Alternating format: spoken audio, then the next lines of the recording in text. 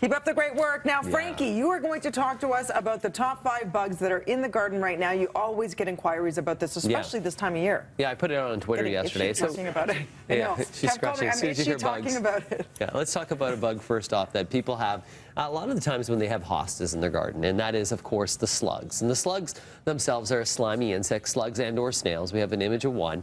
These guys, if you want to see when they're destroying your garden, come out at night. They like a garden space.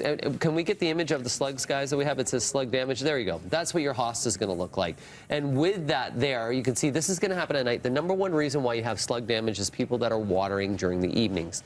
They like a wet garden at night. They like it warm. So if you water in the morning and your garden's dry at night, you're going to eliminate the bulk of your slug population. Oh, good. So best to water in the morning to avoid those. You can also change the selection of hostas. You can see we show the more limey, yellowish kind of foliage that's there. But as you go to the more blue hostas, and one of my favorite varieties is the one we're showing right now. That's called First Frost hosta. That one there's a little bit more slug resistant. It has a little bit thicker of a leaf.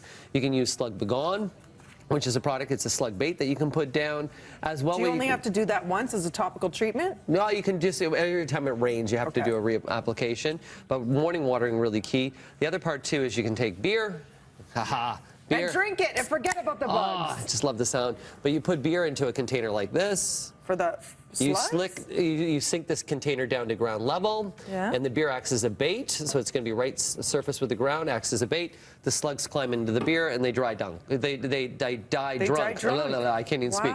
Yeah, so that's a little. Frank's been drinking too, apparently. A couple beer here, a couple beer there. Okay, let's move over now to aphids. So aphids is another one that you usually see on a lot of rose bushes. And aphids, of course, that's what they'll look like. You look right to your flower buds. First thing you can do with aphids is you can just take your hose, wash them off. High pressure spray. As soon as you see those bugs, that's the first defense. You spray it off. Next thing that you can do is you can use an insecticidal soap.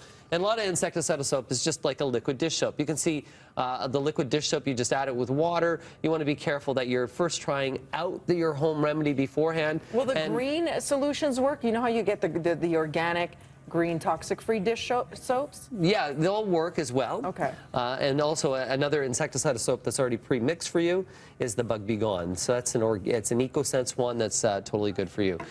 The aphids as well. We showed the picture of the rose that was there, the one that we're showing. That variety of rose, which is called the knockout rose. The knockout rose is a really great variety, which is a little bit more resistant to insects. It's a rose that's replacing all the other roses out there.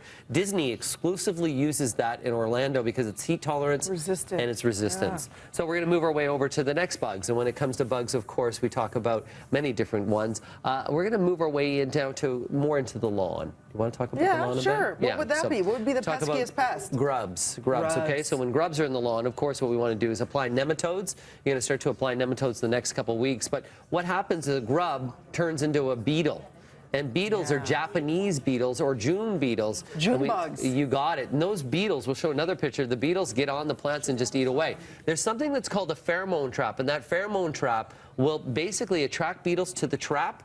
The only thing I want to recommend and warn people about, there's another beetle, that's a lily beetle. We'll show that in a couple seconds. But with the pheromone trap, what I want to warn people about the pheromone trap is it'll attract more beetles to the area, so if you put it up, where you want to put a pheromone trap is far away from your garden, far away from your property, so it attracts all the beetles to that area, okay? What do you mean? Put it in your neighbor's lawn? Exactly. Frank! Exactly. Are you kidding? Yes, exactly. And just with the red lily beetle, I just want to show another picture, which is the red lily beetle larvae. If you want to kill red lily beetles on the Asiatic lilies, on the back of the leaves, you're going to see these little red to brown bumps, just like that. Take your finger, run it across them, you'll kill the eggs, and by killing the eggs, you kill off the population, and you pick and squish. That's Isn't it fun gardening? Job. No, I could see your boys getting into that one, though. Oh, it's pick the and best. Squish? Yeah, no, it thanks. is. Speaking of a bug. Yes, how are you? I'm your friendly aphid. Everyone's wondering about the schools out in the East End. Still, they're open. They may send the kids home, they might. But right now, the schools are all open because of the power outage. TTC is not affected. They have their own power supply. And for my kids who go to Innisdale I shouldn't be smiling. It's Innisdale Secondary School in Barrie. For the last hour, the fire alarm and sprinklers have been going off. There was apparently some smoke, but my son just sent me this picture of the water. There's water throughout the school. Ooh. So that's one of the biggest high schools in Barrie. Yeah. So a few thousand people go there. So I think they're about to be sent home too, but I'm not for too sure safety. about that. But wow, there was nobody hurt or Injured. anything like that. So I want parents to be advised. We'll be back in just a few minutes. Parker's really